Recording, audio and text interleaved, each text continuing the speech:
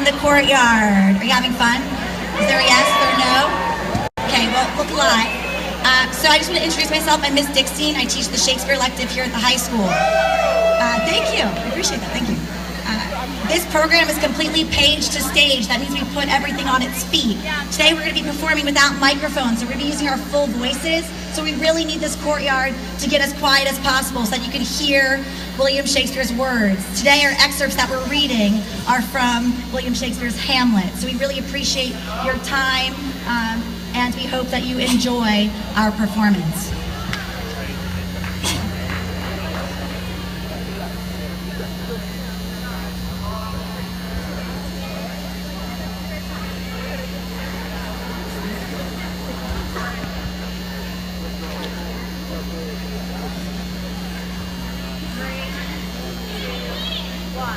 It is the cause, my soul. Let me not name it to you, you chase stars.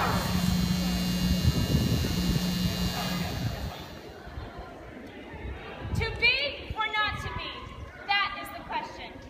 Whether 'tis nobler in the mind to suffer the slings and arrows of outrageous fortune, or to take arms against a sea of troubles, and by opposing, end them. To die, sleep no more, and by a sleep to say we end the heartache.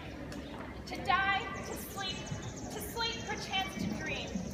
For in that sleep of death what dreams may come must give us pause. There's the respect that makes calamity of so long life.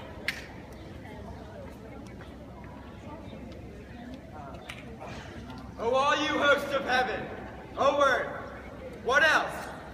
And shall I couple hell? Hold my heart. And you, my sinews, grow not instant old, but bear me stiffly up. Remember thee, I, thy poor ghost, or memory host to see in this distracted globe. Remember thee, yea, from the table of my memory I'll wipe away all trivial fond records, all saws of books, all forms, all precious past, that youth and observation copy there. And by thy commandment all alone shall live.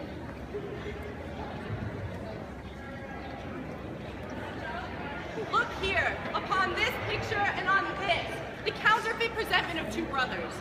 See what a grace is seated on his brow. A combination and a form indeed where every god did seem to set his seal to give the world assurance of a man. This is your husband. Look you now what follows. Here is your husband, like a mildewed ear blasting his wholesome brother. You cannot call it I.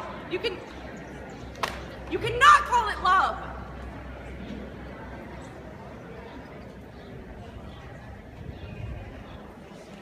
Oh, my lord, I have been so frighted.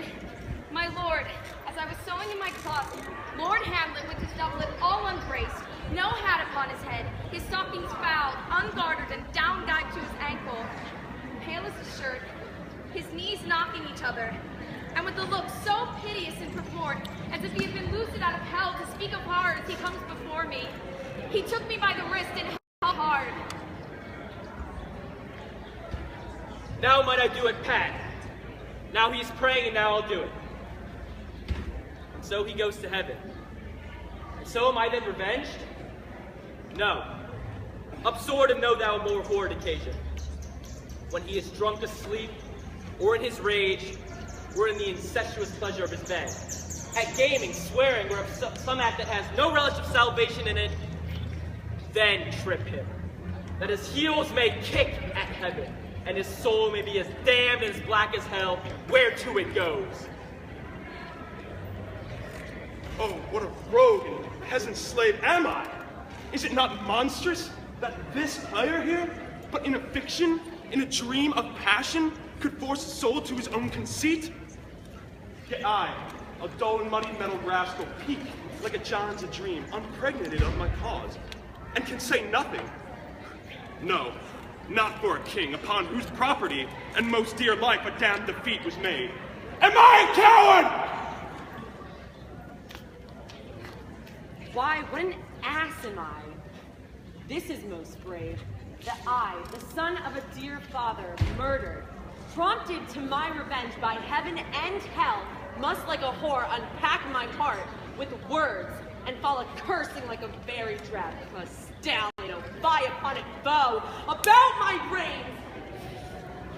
I've heard the guilty creatures sitting at a play, by the very cunning of the scene, been struck so to the soul that presently they have proclaimed their malfactions. For murder, though it have no tongue, will speak with most miraculous order.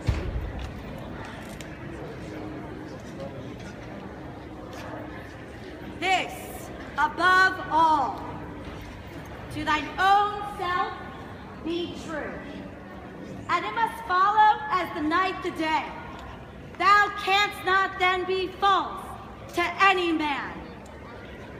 Farewell, my blessing season this in thee.